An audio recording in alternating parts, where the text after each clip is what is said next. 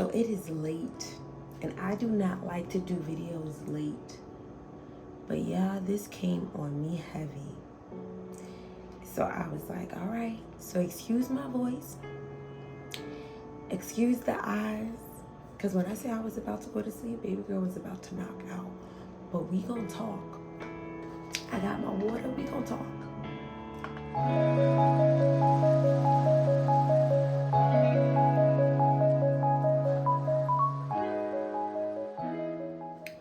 Welcome, everyone. Welcome. Yeah, your girl is tired. I was in my bed and I was chilling. That's the water bottle. I was in my bed and I was chilling. And some thoughts were like just going through my mind. You know when it's late and it's like for some reason when it's time for bed and the body is ready to wind down, all the thoughts from 1876 want to come and jump at you, right? So me and my little snuggie was just rolling around in the bed. I was just thinking about a conversation that I had with my brother. Now, this, even though I'm doing a YouTube on it, I also did a podcast. So I will link that episode in this. So if you want to listen to it, whatever. So, we had a conversation, and in the conversation, we were talking about like being tested, right? Like when life be lifing. And I was really thinking about like, yo, for some people, life really be lifing. And then it hit me that the key word is, I said for some people, but the reality is it happens to everyone. Everybody has their period of lifing for them. And I think it's really unfair to make yourself seem so unique and so special that life only be lifing to you and nobody else in the world. I was thinking about when life was lifing for me in a very intense time, that I was just like, this don't make no sense. And I was so angry. I was so angry because I had to question my belief. You ever get so angry with life that you gotta question what you stand on? You gotta be like, I know I'm supposed to pray. I know I'm supposed to fast. I know I'm supposed to meditate. I know what my supposed tos are. But what I'm feeling is super detached and angry. And I want to yell out everything to whatever I believe in. I'm just pissed. I got to that level. And what's interesting about getting to that level is people really can't prepare you for that level. Because when you're angry at God, you don't want nobody to tell you to pray to God because you're angry at God. When you're mad at all the practices that you were practicing and they're not giving you the results that you want, the last thing you want to hear is somebody say, well, do it again. So I had to realize when life was life, one of the things I had to accept was I need to feel what I feel in this moment. I don't need nobody trying to rush me out of it. You get what I'm saying? I didn't need anybody trying to tell me what to do because, I was so angry and so blinded that you telling me what I should be doing is actually making me more upset. And I had to question myself, like, why would that get me more upset? Because what's worse is you're hurting and then a person is telling you to go to the source. But it's like, doesn't the source know that I'm hurting? Doesn't the source see me? So you telling me I need to actually communicate like, hey, I'm angry. But it's like, but you should know that I'm angry. So why can't you get me out of it? And that's when it hit me.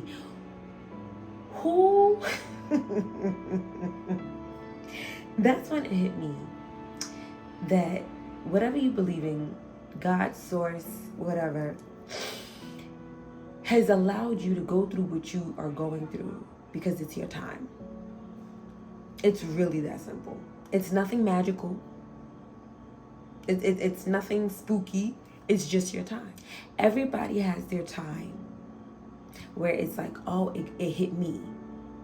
It's my turn, right? Your uncle's turn may have been in his teenage life. He was doing the most, but then he leveled out in his 20s. Your aunt may have had her time in her 30s, and in her 50s she leveled out. And see, that's something I want to give y'all. A lot of us be trying to dictate when we want life to life us. A lot of us be like, well, why couldn't you give me so much when I was little? Why you couldn't just let me make all my mistakes in my teens? At least in my 20s, I would be where I need to be. But see, we only say that when we are comparing our journey to somebody else's journey. When you're minding your business, everything happens the time, whether you consider it positive or negative, in that time. But when you mind in other people's business, you may get mad when things start happening for you in your timing. Life is go life. I tell this to, I think I said it to my brother and a friend. No, I said it to my brother and my mom. I said, life is so patient. It's so patient.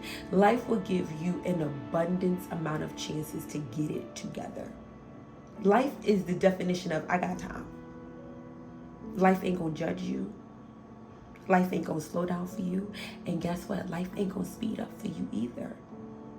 Life says, I'm just gonna life.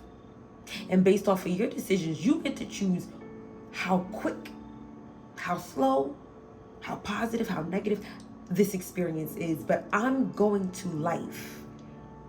And a lot of us get so mad. Can I tell you what else a lot of us get mad at? Now, all this is not on the podcast, so you might want to just stay here with me. Another thing I realized that some of us get mad at is some of us were literally born to be the curse breaker. Some of us were literally born to get the family in order. Some of us were literally born to break all nonsense that was going on in the family. I'm talking about, let me put this down, because some of y'all need to hear this. I'm talking about calling out the molesters in the family, the rapists, calling out the abusers, right? Some of us were really born to be the outspoken child, the one who's like, I'm watching you and I'm going to tell my mama.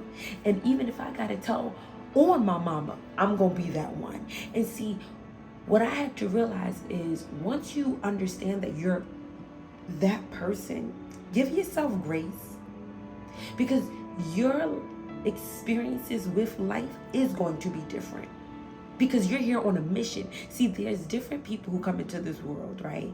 Different energies, let's say that. And those energies have different roles. You have the role who's the newbie. This is their first time. They just out here wilding. They just wilding. Then you have the more mature who's like, I learned some stuff, still got to get it together, but I'm learning and I'm here. Then you have the other one. Now, granted, there may be other roles, but I'm just talking about the main dominant ones from my point.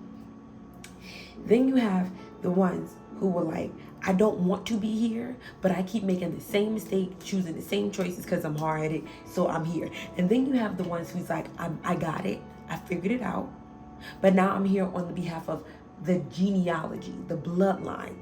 I see that there's certain things going on. I volunteer to come and get it together. And when you look at yourself like the volunteer warrior, you have to expect that you can't do everything that other people do.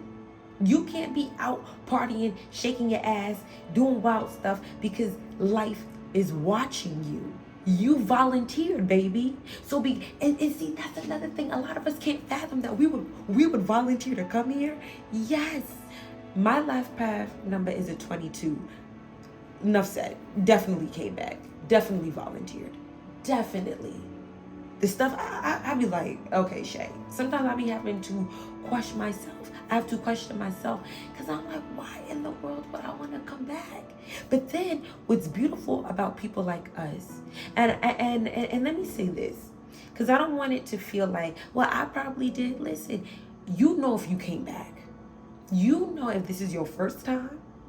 You know if this is your lesson time. You know if this is your, all right, get it together. Get it together. We all know. But see, you know because you made a decision to know. If that makes sense. Let me clarify that, because I don't want that to go over somebody's head. Some of us made a decision to say, I'm going to seek answers, whether that was reading the Bible, whether that was through meditation, tarot, whatever. Somebody made a decision to seek.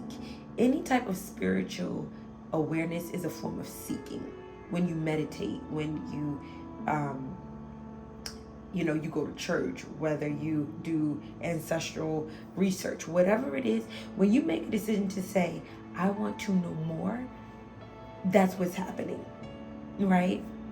Yeah, I'm so thirsty, good gracious.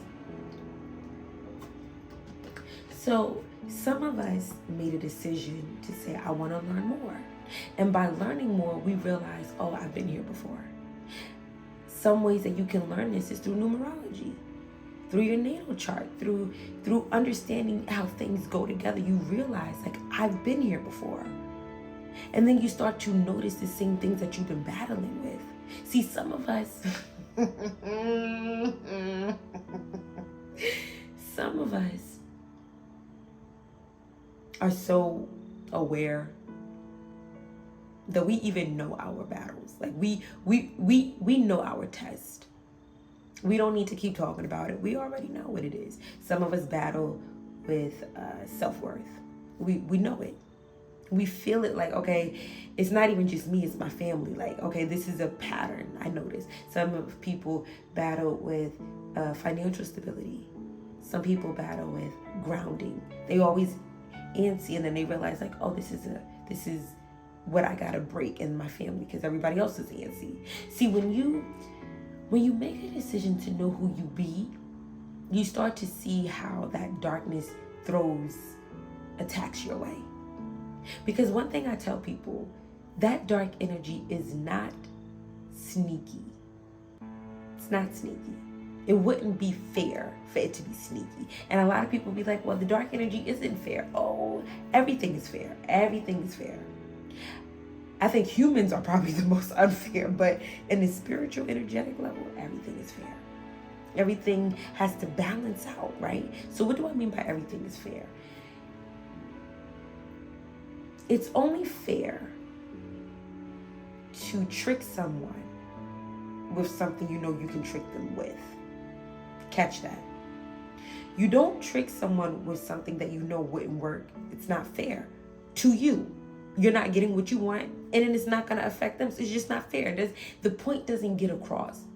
But it is fair to trick someone with what I know they could be tricked with. Example. The dark energy will only trip you or trick you or test you with something that it knows it can snatch you with. If you battle with sexual demons, if you battle with alcoholism, the darkness will only put you in situations where you're around that. That's it. It's not going to put you in situations where your money is funny because it knows you can get out of it. It knows that you don't battle with that. And some of y'all be like, why do I keep battling with the same thing? Because it works. It gets the job done. Some people are still battling with I'm still battling with things that I thought I dealt with in my 20s. In my teens. But you put me in the same frequency of that thing, I still make the same decisions. And that's when I realized, like, because it's not sneaky, it's in your face, you would think that we would choose wisely, but a lot of us don't. A lot of us just get caught up in the pattern of making the same mistakes. At a certain point, it's not even a mistake. You're just in a gravitational pull of a pattern that works. It gets the job done. The goal is, are they distracted? Yes. Are they questioning their purpose? Yes. Are they sad all the time? Yes. Are they procrastinating? Yes. If these things are answered, are they still delaying their calling? Yes. Have they made any good decisions lately? No. If these questions are positive for the oppressor, for that darkness, then it works. Why stop? But a lot of us don't want to accept it. A lot of us are still battling with,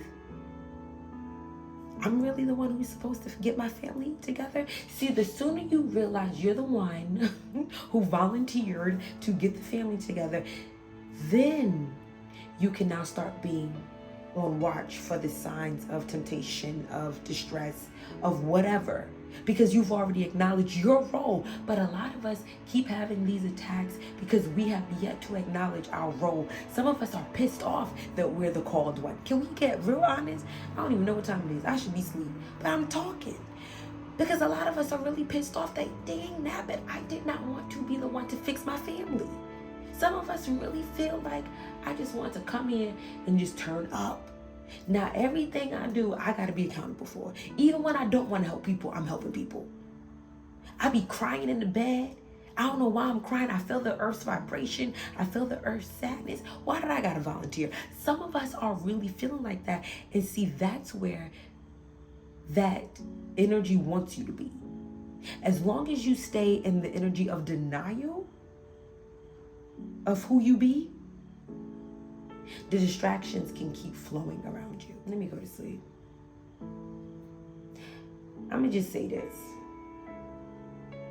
When you understand the assignment, when you understand your assignment, when you understand life ain't against you, life is literally just doing what life is doing. And based off of your decisions, your acceptance, your denials, your rejections, that is what forms your perception of life. Maybe then we could do better. Maybe then we can do better.